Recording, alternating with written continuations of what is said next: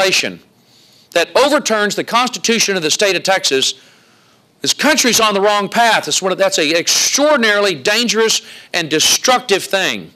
That the sovereign will of the people of Texas can be destroyed with a stroke of a pen by an unnamed, unaccountable, unelected, invisible bureaucrat in the Treasury Department on the 5th floor in Washington, D.C. It's insane. That's what's wrong with the country.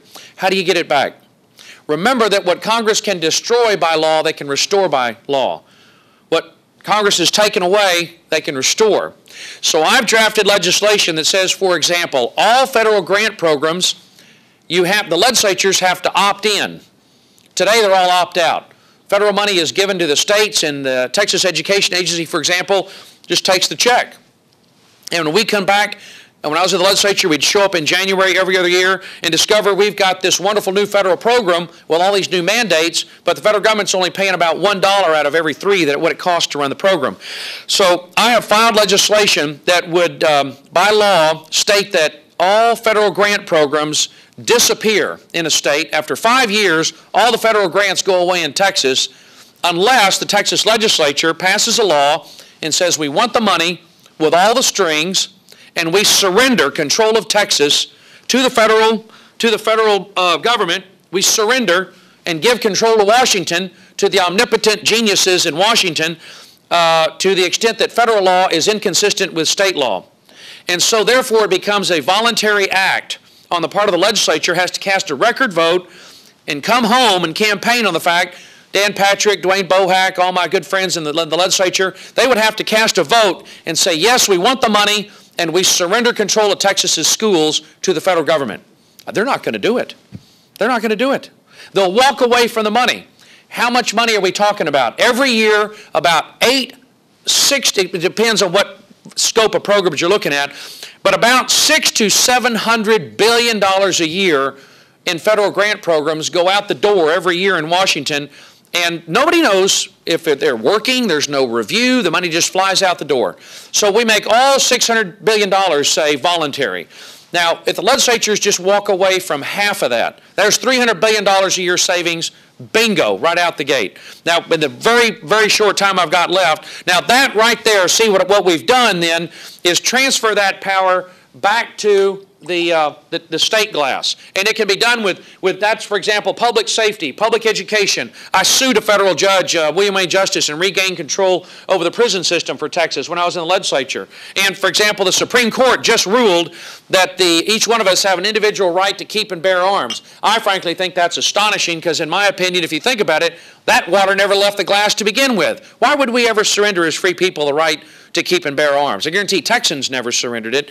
And the effect, nevertheless, is if we can pass laws that transfer that authority back to the states and we the people individually, which can indeed be done, and frankly it's going to take something revolutionary like that to get us back to the original design of the federal government so that it is limited. The federal government is then limited to those very few powers that are set out in the Constitution. That's all Mr. Jefferson meant.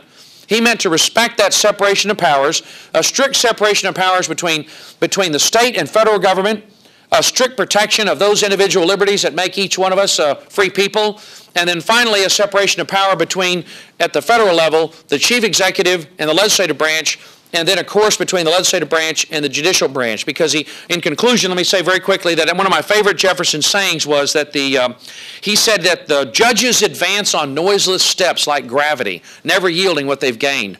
And the judges in the United States truly can today. The U.S. Supreme Court can amend the Constitution with a footnote.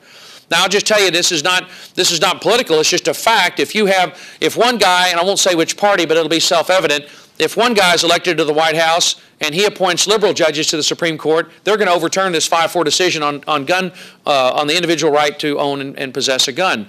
And where the other guy is elected, he's going to appoint judges who would support that. So judges can overturn the Constitution with a footnote. And by following Jeffersonian principles of individual liberty, you can not only shift that power back to each one of us individually, make the country stronger, make us each more free as individuals, let Texans run Texas, you would save an immense amount of money and put the country back on track to fiscal solvency, as the comptroller has told us we need to do within 5 or 10 years, and then finally be a role model of the rest of the country, the rest of the world, as Mr. Jefferson said in his very last letter that he ever wrote in 1826, a few days before he died, he wrote a letter saying that he knew that the American experiment was going to continue to be an inspiration to the rest of the world, that the world would see that half of humanity was not born booted and spurred, half of humanity was not born with a saddle on their back, and the other half booted and spurred, ready to ride us.